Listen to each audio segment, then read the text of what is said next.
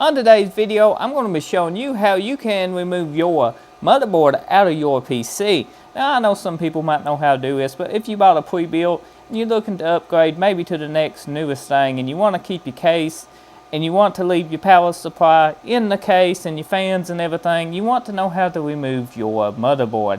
Now, this is not going to be a video on replacing your motherboard, but I do have some content on that in my playlist, Computers and More. That's a good playlist name.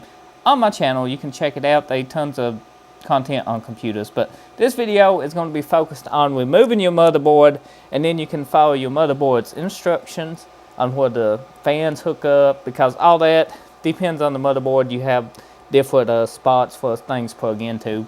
It's pretty straightforward once you do it once or twice, but for the beginner, take your time and check my playlist out. You'll probably find some good content on there.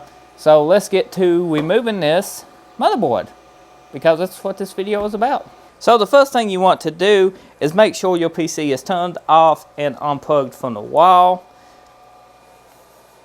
There's a button on the back. Make sure it's in the off position and unplug your power cable. You don't want no power cable or anything, you know, hooked up to this. Now you will need to remove your front panel. Sometimes they got a thumb screw here, sometimes even two. Sometimes some panels got screws on the glass itself, and some panels are hinged. This panel is hinged. It's magnetic. It just opens straight up, and you can pick straight up on it to remove it from this sometimes.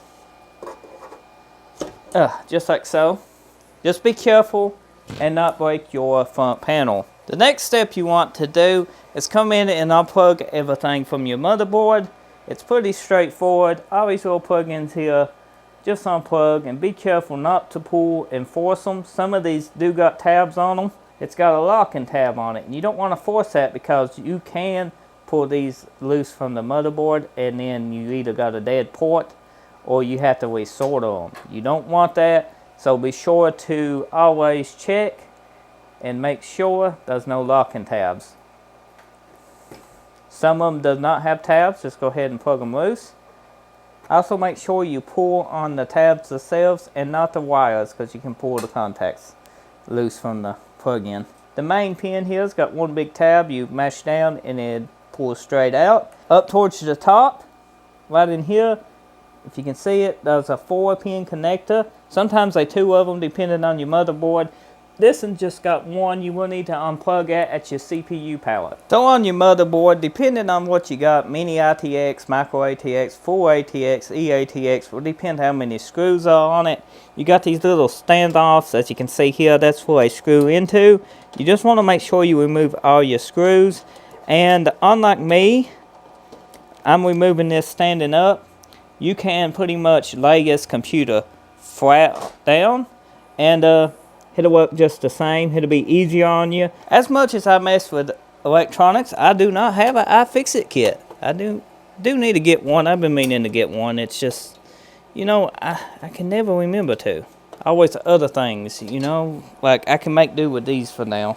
But an iFixit kit would be so nice. So go ahead and take out all your screws on your motherboard. Also, depending on your RAM and your CPU core, you might have to remove your core and your RAM. On this motherboard, I will not have to. I will not. Okay, I've got to remove my RAM because this little shorty screwdriver will not get in there. To remove your RAM, you just got 2 little tabs here. Sometimes you got 2 up top. But once you pull them tabs, your RAM will pop straight out. Just like so. These are 4 gig sticks, 8 gigabytes in total. Once you get all your bolts out, your motherboard should just pull straight up.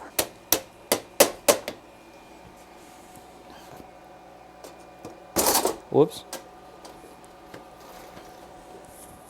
Once you get it, you should be able to pull it out. Be careful, because it does stick sometimes. And this little plate goes up in here. It can stick and make it stick, so pull out a little bit, just like so, and toward this way, and it should come straight out. Just be gentle with your motherboard. You don't want to break it. You can always resell your components, even though you're upgrading.